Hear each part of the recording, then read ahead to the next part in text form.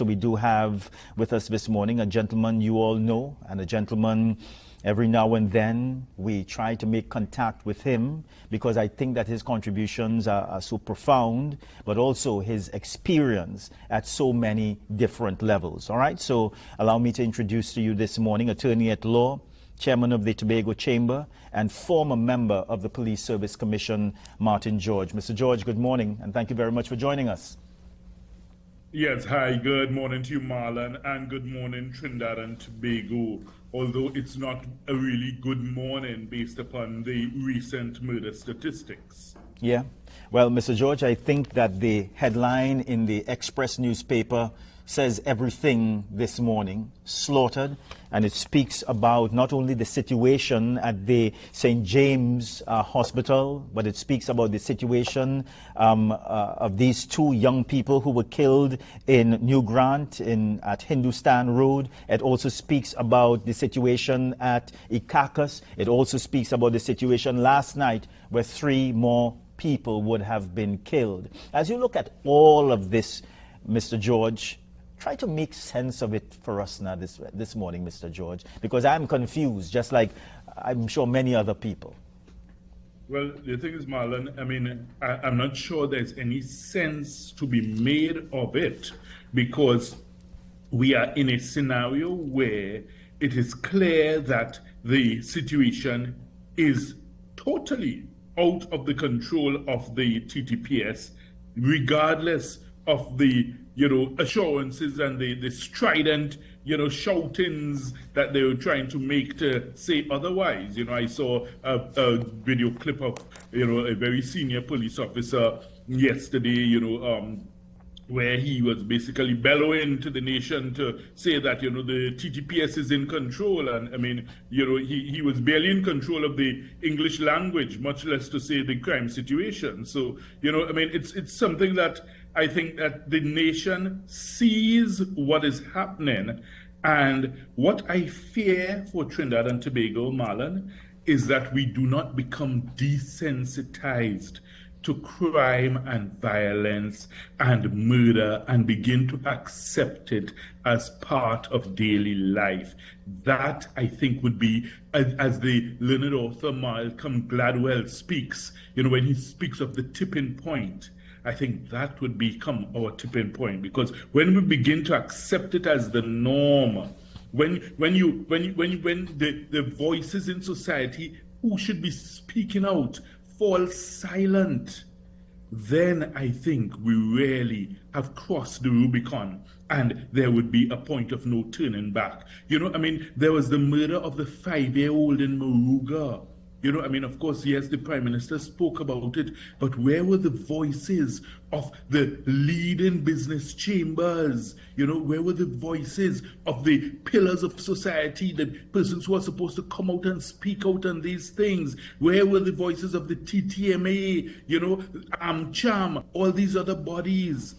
Is it because that was a scenario in Moruga and maybe the family is not well connected and well known? I mean, we can't afford to be making those types of distinctions. We didn't hear Doma speak out about it. So, I mean, I don't want us to ever reach the point where we begin to accept this as everyday life in Trinidad and Tobago, and that is my concern. And at this point, Mr. George, I do think that we have reached there, and I think that we got there many, many years ago. As you know, Mr. George, I had a very long stint on the Beyond the Tape program where every day we would speak about crime and our criticism back then too was what you are saying this morning. More and more people need to speak out. But what I think is of interest to me, and I made a bacchanal about it yesterday, that you had this shooting at the hospital and a rifle was used and a shotgun was used, and no one in authority thought it necessary to come out and speak to the nation and say, here's what, yes, this has happened, these are the circumstances, but this is what we are going to do. They came yesterday morning And then they spoke about the situation, and now we're seeing where a news conference is being held today. Mr. George, as you know, Yes. because you have visited a number of countries around the world, I mean, we only have to turn on the television set and look to see what happens internationally. And when something happens, the police chief, the police commissioner, the minister is on the scene. Something. That's right. And Yes. I feel, Yes. Mr. George, I feel that sometimes there is a feeling among those in authority that here's what, we don't even have to go anymore and speak to the citizenry. We don't even have to do that anymore. Just send out some piece of a paper speaking about the incident. Well, the thing is, Marlon, you see, I mean, part of it is the comfort with which the current holder of the office of commissioner, has, because, I mean, she clearly enjoys the satisfaction and privilege and, praise of the government. And, at the end of the day, regardless of how the crime is spiraling out of control, she's comfortable because she knows, well, hey, listen, I in with them, I'm good with them, so they're not going to move me like that, and that's where we have to be worried, because even the Police Service Commission, which is the independent, constitutionally appointed body, they remain numb and dumb. And I make no apologies for saying so, because they have an independent role. They are not supposed to be palsy-walsy with the politicians, and therefore, you don't want to say anything to offend the politicians. No, you have a constitutionally appointed role to come out and speak out. You had politicians coming forth and giving high marks to the commissioner and, saying, well, the commissioner has done well and scored well. And the Police Service Commission sat there, in Wonderland, saying nothing. And these are the crises we are facing in Trinidad and Tobago. When you have that type of abdication of duty and responsibility by persons who ought to come out and speak out and say, hey, listen, wait, no, we did our assessment, these are the results, these are the criteria we measured, etc. That's what they are supposed to do. But you hear nothing from them. The commissioner feels, well, okay, all right, all is well, I don't have to say anything. The Minister of National Security is comfortable. I mean, we have a new minister now, Mr. Scotland, and I mean, he has promised to hit the ground running. So, I mean, we are hopeful that, he does make a difference. But, at the end of the day, the entire hierarchy, in fact, it goes all the way to the Prime Minister. Look at the Prime Minister's recent statement that, he's not responsible. So, I mean, at the end of the day, there is a complete lack of acknowledgement of that responsibility. So therefore, nobody feels compelled to come forth and say anything or do anything to really arrest the crime situation. And then when you have responsible bodies and civil society groups who, because they want to maybe get a government contract or retain their favored position as supplier of some, materials or goods or services to some state agencies. So they say, well, we can't talk out because we don't want to lose the business. Come on, at the end of the day, we are all losing Trinidad and Tobago. So it's not just your business you have to think of. You have to think of the nation. We are basically witnessing the destruction of a nation before our very eyes. And, Marlon, on that note, I have to say a nation, because previously, Tobagonians used to boast and say, well, that's Trinidad's problem. Ha ha. No, it's not. It has come home to Tobago, and it is showing and rearing its ugly head in Tobago to the point where at some stages earlier in this year, Tobago's murder rate per capita was actually higher than Trinidad's. So, I mean, you have to think of it from that context to understand that we have really, approached the edge of the abyss. Yeah. And, my personal feeling, Mr. George, in times of crisis, and yesterday I spoke about it, where are our leaders? Now, I know that the Prime Minister is out of the country. He has gone for his health checkup and so on. So, okay. But where are the other leaders? in times of crisis, in times of trauma, in times of fear. And it's very uncomfortable for me as a citizen where they feel that there's silence or there is strength in silence. Well, it's not strength in silence, it's actually a contempt for the nation. That's what it really amounts to. It's not strength, it's contempt for the nation, because as far as they're concerned, look, we don't even have to account to you, because you know what? Next year, when election rolls around, you will vote for us. So therefore, we are comfortable. And that's a fundamental part of the problem we have here in Trinidad and Tobago. Because our politicians are so comfortable in that regard, there's no urgency for them to do anything to arrest the situation, particularly in terms of crime, because at the end of the day, they feel satisfied and sure that their hardcore supporters on either side will always support them, regardless of what they do or don't do. And we as citizens need to understand that, look, this is the fundamental root of our problems in Trinidad and Tobago. Because if we can't hold our leaders accountable, if our leaders do not have that gravitas and gumption within themselves to be able to self-regulate or self-monitor, then we are really in a scenario where basically we are just careening, recklessly from side to side. It's like a drunken man at the wheel. You have no control over the vehicle, and you will end up in a ditch somewhere. And that's where we are headed. And, that's why I keep stressing the importance of calling out the Trinidad and Tobago Chamber of Commerce, because they are a powerful body, they have a powerful voice.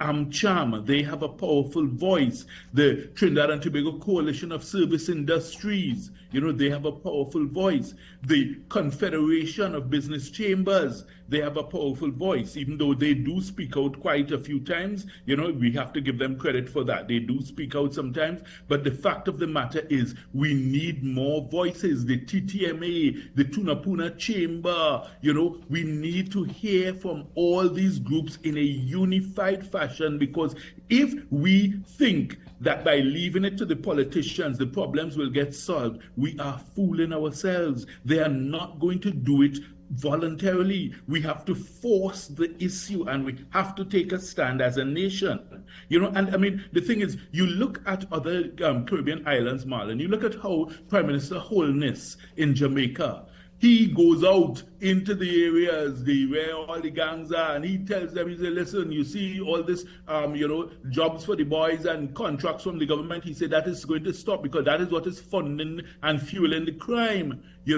Mia Motley in Barbados, she stands up and speaks out. Ralph Gonzalez, he goes out into the community and speaks to them. We don't see that from our politicians. In fact, the only time you see them is when they want your vote. And they come and they fool you with their promises, and then they once they're elected, as far as they're concerned, to hell with you. Yeah. And to understand that, look, Trinidad and Tobago, let me tell you, Marlon, I am always the eternal optimist and the eternal patriot. I still believe our country can be salvaged, it can be saved. Yeah. Mr. George, we must go to Mr. George, please hold the line. We are going to a very short break. We are coming back, everybody. Sure. Everywhere people around me a drop like fly, yet I live in it. I look to the sky and ask Almighty, when will it finish? Is this a sign of the last days? The last few minutes? We are really giving trouble. The preacher laid hands on his Bible. All right, so welcome back, everyone. So we are continuing our discussion on the crime situation with Attorney at Law, Chairman of the Tobago Chamber, and also former member of the Police Service Commission, Mr. Martin George. Mr. George, I, like you, I try to be optimistic. But how do we continue to be optimistic when sometimes when the police do speak and other persons in authority do speak, that we continuously hear the same things over and over again? Joint police patrols, an intensified approach to the situation, consistent patrols. For the past few mornings, while I'm coming to work, I have not seen any police cars on the nation's highway.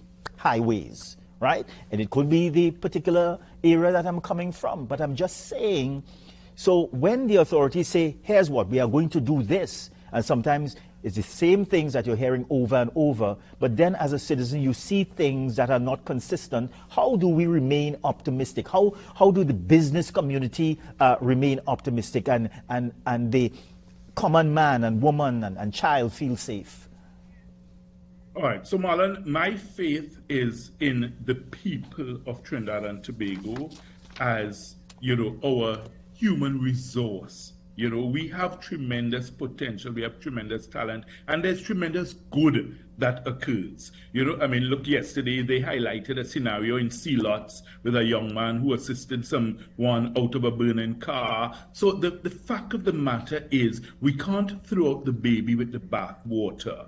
So we have to understand that, look, hey, there is the possibility of a change.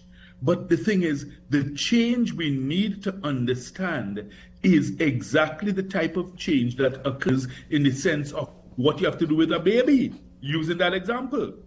You have to change the pampers or diapers on a baby very regularly, and you have to change politicians the same way and for the same reason. So we need to understand that, look, the leaders are the problem. They are the ones who are not doing what is necessary. And it's really a crisis of leadership we are facing. Look at what President Kagame was able to do in Rwanda to turn that nation around. That is what leadership is about. Coming out of the bloody, internal battles between the Hutus and the Tutsis, where, thousands of persons were slaughtered, and Rwanda, you had war crimes, and Rwanda was a place that nobody wanted to think of going. Now he has transformed Kigali into one of the cleanest, safest cities in all of Africa. It's a model city. You look at what, people talk about Singapore. When Lee Kuan Yew and his other leaders took over Singapore wasn't any thriving place. Singapore was a corrupt backwater that wasn't functioning at all. And they decided, hey, listen, we are going to change this. We are going to change things. So we have a crisis of leadership. We have leaders who simply do not care. And that's the bottom line. We need to understand that. It's not a slur on any one political party or one political leader or anything of the sort, because we have seen it happen repeatedly over the years. And we need to understand as citizens that that's where we need to make a fundamental change in. Then he said to me, son, come forward and kneel down. But whilst approaching him, he stopped all singing. For then everything was going well. All right, so welcome back, everyone. So we are continuing our conversation on the crime situation in Trinidad and Tobago, and Mr. Martin George, attorney at law, chairman of the Tobago Chamber and former member of the Police Service Commission. He is continuing our conversation with us. Mr. George, I don't plan to detain you much longer, but I want your perspective when it comes to the Prime Minister's recent statements re the judiciary. Of course, the Prime Minister was speaking at a toast to the nation on Independence Day, and what he was saying at that time is that members of the judiciary need to do more when it comes to their rulings as it relates to crime in Trinidad and Tobago. Well, the thing is, I'm not sure that is necessarily a fair or accurate or well thought out analysis. And I say this with the greatest of deference to, our dearly beloved leader of the nation.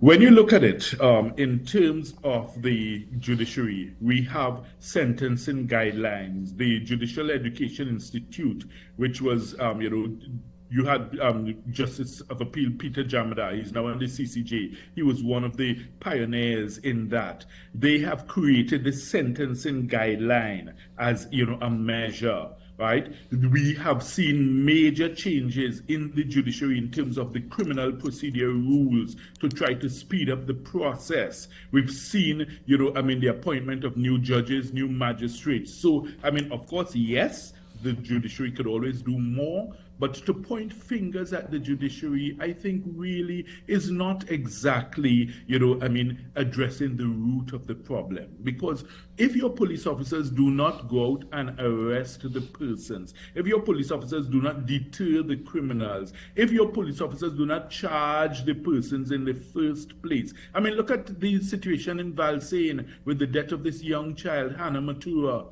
Why on earth are we still waiting for that, to be resolved in terms of a charge or a decision that, okay, look, there's no evidence to charge anybody? At least say something. I mean, in any developed country in the world, if you had charges, they would have been laid long time. The persons would have been before the courts. The process would have been, ongoing. We are taking months and months and months when it appears that you had all the evidence and, you'd seen foolishness about, well, they have to determine whether it's a girl or a boy. Okay, so what? If it was a boy who was murdered, you wouldn't charge? What rubbish? If you understand me. So you look at the start of the problem. You look at the root to see where the problem is before you start pointing fingers at the branches. Because the branches cannot, solve the problems that the root is supposed to do.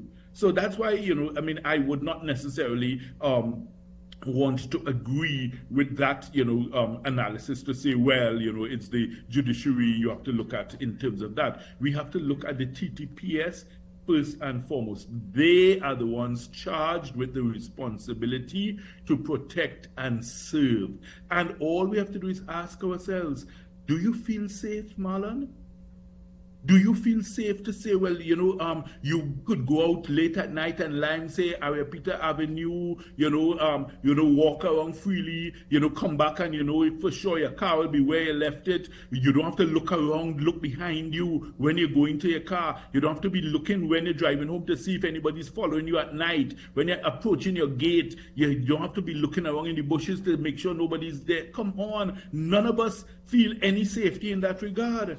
So therefore, it is clear that we have a monumental problem in Trinidad and Tobago, and we definitely need persons to speak out. So that's why, Marlon, regardless of, how much it is for me a challenge for me to be up early in the morning, because I'm not a morning person, but I will always answer the call when, asked to come out and speak on these issues, because we need to keep the conversation going.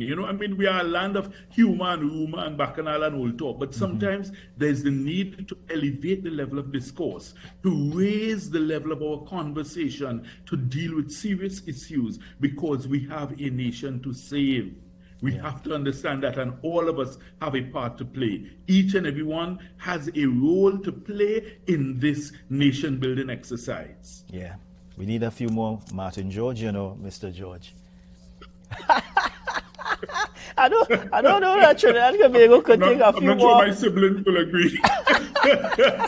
Well, Mr. George, it's always a pleasure speaking with you, and thank you very much for all of your perspectives this morning. I know when I speak to you, I usually lay out a buffet of questions. And you always smorgasbord of questions. Yeah, and you never disappoint. So, Mr. George, thank you very much again. In the meantime, stay safe, and we will speak again. I'm sure we will do. Yeah. Indeed, it's Bye, a Mr. pleasure George. as always. Have a great morning. Okay, everybody. So we are going to take some of your calls